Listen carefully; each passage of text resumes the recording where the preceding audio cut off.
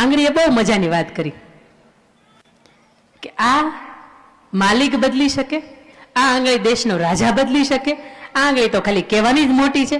અને એના પછીની વધી આ આંગળી તો જ્યાં સુધી એ રાજાની તિલક વિધિ ન થાય, જ્યાં સુધી એની શપથ વિધિ ન થાય, ત્યાં સુધી એનું કામ આગળ કરી શકે નહીં.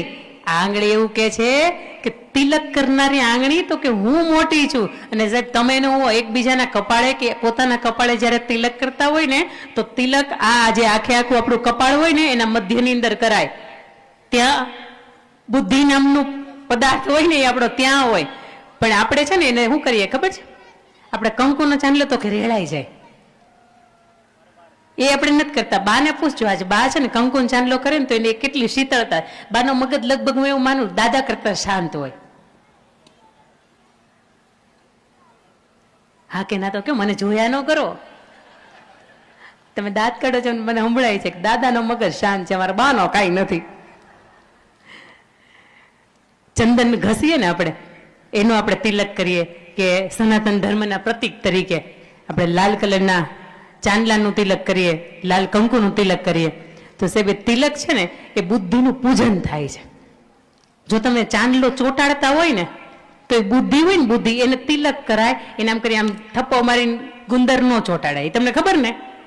હા, એટલે આવતીકાલથી જો ચોટાડતા હોય ને તો એની જગ્યાએ તિલક છે ને એ ચંદનને ઘસજો થોડુંક એવું, પછી લગાવજો ને એની માથે કંકુ કરજો. આખો દિવસ જાશે નહીં, મારે જેમ નથી જાતું એમ 24 કલાક ચાંદલો રહે મારે. પણ આ આંગળી એવું કે છે કે જ્યાં સુધી વ્યક્તિની તિલક વિધિ ન થાય ને ત્યાં સુધી એ વ્યક્તિ કામ ન કરી શકે. એટલે આંગળી સૌથી મોટી તો કે હું છું. વધી બિચારી ટચલી આંગળી, બાળકો જેવી દેવની દીધેલી, એને એમ થાય કે હું બોલું તો હું સાહસ કરું. પણ છતાંય હાલો ને સાહસ તો કરી દઈએ, ચારે કીધું છે આપણું જો અઠે ગઠે હાલી જાય. તો એક વખત ઓબામા છે ને આપણા દેશની વિઝિટ ઉપર આવ્યા હતા. કોઈ એવું કીધું કે તમારો દેશ કેમ હાલે? તો કે અઠે ગઠે હાલે. પછી કંઈક બીજું આવેલું, બીજું કંઈક વસ્તુ જોઈ તો કે આ કેમ ચાલે? તો કે અઠે ગઠે ચાલે. સમજો, એ ભાષા ઇંગ્લિશમાં હતી. એટલે તરત ઓબામા એ જાતી 2-3 દિવસના પ્રવાસ કરીને પછી જાતા હતા. એને એમ કીધું કે તમે મને કાંઈ ભેટ ન આપો પણ અઠે ગઠે આપી દો. ભલા માણસ તને કેમ અમારે કેવું, અમારો દેશ આખો અઠે ગઠે હાલે છે. ટચલી આંગળી છે એને એવું થયું કે અઠે ગઠે આપણો વારો આવી જાય તો આવી જાય, આપણે કહીએ આપણે મોટા છીએ. અને ટચલી આંગળી હળવેક ઝીણા એવા સ્વરની અંદર કીધું કે ઇમરજન્સીમાં કોઈ કામ ન લાગે ને તેથી હું કામ લાગુ. તમે સમજો નહીં. હે આ મંચ પવિત્ર મંચ છે. એ તો આપણે આવડા હતા ને ઓલા બેનને સાહેબ આપણને કે જવા ન દેતા ને ત્યારે આંબલી ડાળે પીપળાની ડાળે લીમડાની ડાળે ચડવું હોય આપણને, વંડીયું ઠેકવી હોય, સીણી દેવા વાળા આવ્યા હોય ને આટલી એવી વંડી હોય ને વંડી ઠેકવી હોય ને એટલા માટે પણ આપણી પાસે બાના હતા. પણ આ ટચલી આંગળીની ઇમરજન્સી તમને એવું કહે છે 5000 વર્ષ પહેલા ગોકુળની અંદર જ્યારે ઇન્દ્ર રાજા રૂઠા અને અનરાધાર વરસાદ વળતો હતો તે દિવસે કૃષ્ણની પાસે બધા જ અંગ હતા, કૃષ્ણની પાસે કોઈનો ટેકો પણ હતો અને કૃષ્ણની પાસે 5 આંગળી પણ સલામતી. તેમ છતાં એને ગોવર્ધન એક માત્ર ટચલી આંગળીએ તોડ્યો હતો ને તો એ તમને મને કહી જાય કે અહીંયા નાનું કોઈ નથી અને અહીંયા મોટું કોઈ નથી. તમે સમજો 5 આંગળીઓ સાચી હતી અને 5 પાસે મોટા છે ને બધાને પ્રમુખ કહી શકાય. પ્રમુખની પાઘડી પહેરાવો ભાઈ, ઉપપ્રમુખની પાઘડી પહેરાવો તો કે ના મારે પ્રમુખ થવું છે. ખજાનચીની પાઘડી પહેરાવો તો કે ના ભાઈ મારે પ્રમુખ થવું છે, મારે સરપંચ થવું છે. મારે સરપંચ સાહેબ જીતી ગયા.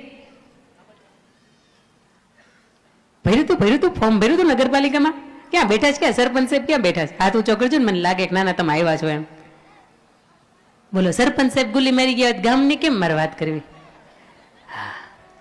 એટલે સરપંચ સાહેબ ને આગળ બેહાડો, ખુરશી આપો. હા હરી એમ જેમ જમાઈને હાચવાના હોય ગામના સરપંચ ને હાચવાના હોય. ઈ આપણા દોસ્ત ને તો આપણે બધા કામ હારા નીકળી જાય. તમે સમજો 5 આંગળીએ વાત કરી હતી, 5 આંગળીઓની વાત સાચી હતી અને 5 આંગળીઓ વડીલની પાસે ગઈ, હથેળીની પાસે.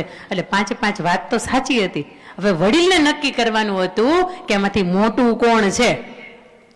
વડીલોએ બહુ મજાની વાત કરી. આ વડીલો અહીંયા જેટલા પણ બેઠા છે ને, આ વ્હાઈટ મિલિટરી ફોજ, અહીંયા તમે એનું રમીએ ને હું એમાં હાથે આવું, આ બ્લુ કલર થી માંડીને છેલ્લે પિંક કલરના બેન, કલર કેવો કલર રમીએ ને તો હવાર થઈ જાય. પણ આ બાજુ એક વખત નજર નાખજો, તમને 4 જ કલર દેખાય. નાખો છે એક વખત નજર નાખો, આ બધું જોવો બધા, ન જોઈ ને હાહુ ના હમ જોવો આમ બધા. હા મારે યલો કલરના કુર્તા વાળા દાદા છે ને એક અલગ દેખાય, બાકી તમે જો 4 જ કલર ની અંદર બધા દેખાય. એમાં 4 કલરમાં આખું જિંદગી આવી જાય, આખી જિંદગી. પાછા અત્યારે પૂરતા નહીં, એક વ્હાઇટ કલર દેખાય, એક બ્લેક કલર દેખાય, એક બ્લુ કલર દેખાય અને એક ગ્રે કલર દેખાય. આ 4 કલર દેખાય. એનું કારણ શું ખબર છે?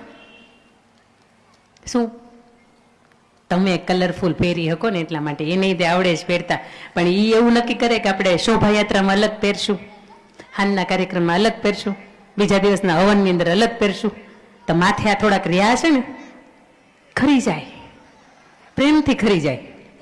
અડધા તો આપણે ખેરી જ નાખ્યા છે. 5 આંગળીઓ વડીલની પાસે ગઈ ને, વડીલે બહુ મજાની વાત કરી. વડીલે એવું કીધું, તમે 5 આંગળીઓ ભેગી થઈ જાઓ અને આમ બટકું રોટલો ભાંગો અને કોઈના મોઢાની અંદર આવી રીતે આમ કરી આમ જમાડો તો એ માણસની ભૂખ હોય નહીં ભાંગી જાય. તમે 5 ભેગા થાવ તો તમે 5 આંગળીઓ ભેગી થઈ જાય અને આવી રીતે આમ પાણીનો ગ્લાસ પકડો અને કોઈ માણસને આમ પીવડાવો ને તો એ માણસની તરસ હોય ને એ ભાંગે, તરસ હોય ને એ બુઝાઈ જાય, છીપાઈ જાય એની તરસ. તમે 5 આંગળીઓ ભેગી થઈ જાઓ અને જેમ રણ મેદાનની અંદર, કુરુક્ષેત્રના મેદાનની અંદર અર્જુન હારી ગયો હતો, થાકી ગયો હતો, માનસિક રીતે ભાંગી ગયો હતો. અરે ગાંડીવને મૂકી દીધું તો મારા પોતાના છે ને આની સામે બધાય થોડું, આની સામે થોડું લડાય, અને ધ્રુજારી સાથે બેહી ગયો હતો. અને તેથી કૃષ્ણ પરમાત્માએ એવું કીધું હતું, ભલા માણસ ઉભો થા, દોસ્ત ઉભો થા, પાર્થ ઉભો થા. તારે ઊભું થવાનું, તારે ધર્મની સામે અધર્મ ઉભો છે ને તો તારે એની સામે યુદ્ધ કરવાનું છે. એ પડી ગયેલા, ભાંગી ગયેલા, હારી ગયેલા અર્જુનને ગીતાજી તમે ખોલો તો એમાંથી 700 શ્લોકમાંથી 575 શ્લોકના માધ્યમથી કૃષ્ણ અર્જુનને બેઠો કરે છે અને અંત સુધી એમને ગાંડીવની હારે રે સાહેબ. એ તમને ખભા ઉપર આમ ભાર આપે છે ને એવું કે શાબાશ દોસ્ત, તારે ઊભું થવાનું છે. 5 આંગળીઓ ભેગી થઈ જાઓ અને કોકના ખભાની અંદર કોકને શાબાશી આપો ને સાહેબ, તો પણ વડીલો એવું કહે છે કે તમારું 5 નું ભેગું રહેવું બહુ મહત્વનું છે. કારણ કે તમારા જીવનની અંદર પણ એકાદો અર્જુન કોઈને કોઈ સ્વરૂપની અંદર હોય છે જે થારી ગયો હોય, જે થાકી ગયો હોય, એને જિંદગી જીવવામાં જરીકે રસ ન હોય, ધંધાથી હારી ગયો હોય, કુટુંબથી હારી ગયો હોય, પરિવારથી હારી ગયો હોય, સંતાનોથી હારી ગયો હોય સાહેબ. અને એ માણસને તમે અર્જુન બની, એ માણસ અર્જુન બનીને તમારી પાસે આવ્યો હોય ને, કૃષ્ણ બનીને તમે એને શાબાશ, તારી મહેનતને વંદન છે, તારું જીવતું રહેવું બહુ જરૂરી છે. કારણ કે તારા એકની પાછળ આખો પરિવાર છે. આવો તમે કોકને અંદરથી હોશ ભરી શકો ને સાહેબ, તો એ 5 આંગળીઓ એવું કહે છે કે તમારી શાબાશી આપવી, 5 આંગળીઓને ભેગું રહેવું બહુ જરૂરી છે. તમે એક આંગળી એમ કોકને આમ કોણી મારો ને તો માણસ ઊભું થઈ જાય, 2 આંગળીઓ મારો ને તો ઊભું થઈ જાય, અને તમે 5 આંગળી આમ ભેગી થઈને કોકના વાહની અંદર થપથપાવો ને તો માણસને અંદરથી ઊભું થઈ જવાનું મન થાય. વડીલો ચોથી વાત કરે છે, તમે 5 આંગળીઓ ભેગી થઈ જાઓ અને હજી અમારા ગામની અંદર દાદા નહોતા બોલતા ને તો અમે હજી બોલતા નથી. આવું હશે, હોય ને? હા, અમારી શેરીમાં નતા હાલવાનું કારણ કે અમારા દાદા હતા ને કે એ દાદાની યાર નહોતા બોલતા. હજી ઘણા એવું વાંચવી રાખ્યું હશે. પણ એ દાદા નહોતા બોલતા, એ કાગડા થઈને ખીર ખાઈ ગયા. એના જે 2-3 વર્ષ પછી એના જે શ્રાદ્ધ આવે ને, શ્રાદ્ધે પૂરા થઈ ગયા અને એ હવે ઉડીને વહી ગયા ને બીજી 2 જગ્યાએ એને જન્મ લઈ લીધો ને, અહીંયા બહુ દોસ્ત બનીને રહે છે ને એક જ રકાબીમાં ચા પીવી હેઠી. પણ આપણે હજી દાદા નહોતા બોલતા ને એટલે આપણે હજી હાચવી રાખ્યું છે. તો 5 આંગળીઓ તમને એવું કહે છે કે ભેગા થાવ. આવા ગામના સુંદર મજાના કુટુંબ હોય, આવા ગામના આયોજનના કાર્યક્રમો થતા હોય અને 5 આંગળી ભેગી થઈ જાવ ને તમે રામ રામ કરો ને તો એ માણસના હાથની અંદર, એના જીવનની અંદર કટાઈ ગયેલા સંબંધની અંદર સોનાનો વરખ લાગી જાય. અને આ વડીલો છેલ્લી 5મી વાત કરે છે કે તમે 5 આંગળીઓ ભેગી થઈ જાઓ અને સામેવાળા એમ કરી મુક્કો મારો ને તો સામેવાળાનો ભૂકો નીકળી જાય. આ વડીલોને 92 વર્ષના વડીલ બેઠા હોય તો ભલે, 60 વર્ષના બેઠા હોય તો ભલે, અને પાછળ 75 વર્ષના દાદા બેઠા હોય તો ભલે, એને એક વખત પૂછો કે અમારું ફેમિલી અલગ અલગ થઈ જાય એમાં તમને મજા આવે કે અમારો પરિવાર ભેગો રહે એમાં તમને મજા આવે? આજે હું ક્યાંય પણ જાઉં તો મારા બાળકોને 5.5-6 વર્ષના દીકરીઓ છે, બંને મને જોડવા. એમને ક્યાંય પણ મૂકીને જવું હોય ને તો સિંગલ ટાઈમ એમ ન થાય કે છોડીને જાઉં છું. એનું કારણ એ છે કે પાછળ સાસુબા છે, જેઠણીબા છે, જેઠ છે, એમના સંતાનો છે, ફઈજી સાસુ મારી સાથે છે અને સસરા છે. આટલા બધાનો પરિવારનો પ્રેમ છે ને એટલે તમને ક્યાંય મૂકીને ક્યાંય પણ જાઓ છો ને તો ક્ષણિક તમને ચિંતા ન થાય. આજે પણ નોકરી કરતા હોય ને બેનો હાથ ઊંચો કરજો ને, હાથ ઊંચો કરજો નોકરી કરતા હોય કોઈ નો. હા, નોકરી કરો છો ને, સંતાનો છે, પરિવાર, ઉભા થાવ. પરિવારની પાસે મૂકીને જાઓ છો, આખો દિવસ ચિંતા રે. કોણ સાચવે સૌથી વધારે? સાસુબા. તમારા દીકરો કે દીકરી છે? કોણ છે? દીકરી છે. એને તમે પૂછો બા ગમે કે મમ્મી ગમે, કોનું નામ દેશે? બા ગમે. હા, એનું કારણ એ છે કે તમે ભેગા છો. અને બાને અંદરથી એમ થતું કે રવિવારની રજા હોય ને ત્યારે તમે થોડુંક એની પ્રત્યે કરી દો એમ. કારણ કે આખો દિવસ તમારા સંતાનોને સાચવે, તમારા પરિવારને સાચવે. એક સ્ત્રી તરીકેની આપણી પહેલી જવાબદારી છે કે ઘરની અંદર આપણે રહીએ છીએ. અને તમને આ સુધીમાં બીજી એક વાત કહી દો, ભાઈઓ બેઠા છે ને એટલે એક ભાઈ છે ને રોતા હતા. મેં પૂછ્યું કે એનું કારણ શું? ભાઈ કેમ તમે કેમ રોવો છો? પુરુષ રોવાનો અધિકાર ન હોય છતાંય તમે રોવો છો, એનું કારણ શું? એટલે ભાઈએ શું કીધું ખબર છે? સમજો, આ જોક્સની વાત છે. ઇસ્ત્રીના બિલ ભરાય, લાઇટના બિલ ભરાય, દૂધના શાકભાજીના કરિયાણાના બિલ ભરાય. એક જ બિલ એવું છે કે બેન આવ્યા જ કરે, ભરાતું જ નથી. અને ભાઈ મેં હળવે પૂછ્યું, ભાઈ બિલનું નામ તો મને તમે કયો ને. ભાઈ એમ કીધું મેકઅપનું બિલ. સમજો, આ ભાઈઓને મારે પૂછવું છે એક વખત હાચું કરીને કેજો. આ બહેનોને લગ્ન હોય કે કંઈ પણ પ્રસંગ હોય અને તૈયાર થવું હોય તો એના પૈસા એ થાય કે આપણો ટકો કરે.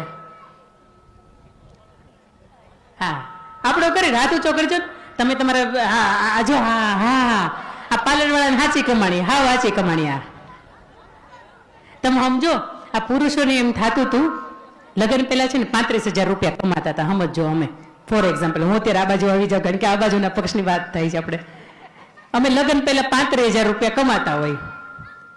અત્યારની વાત નથી, આથી 10 વર્ષ પહેલાની. અત્યારે 35,000 કોઈ છોકરી આપતા નથી. બોલો, એને એમ થાય 35,000 થાય હું. પણ અમારે સુરતપુરામાં આપ્યું હોત થઈ રહે. અમારે સવારથી સાંજ સુધીમાં બધું વાંધો ન આવે.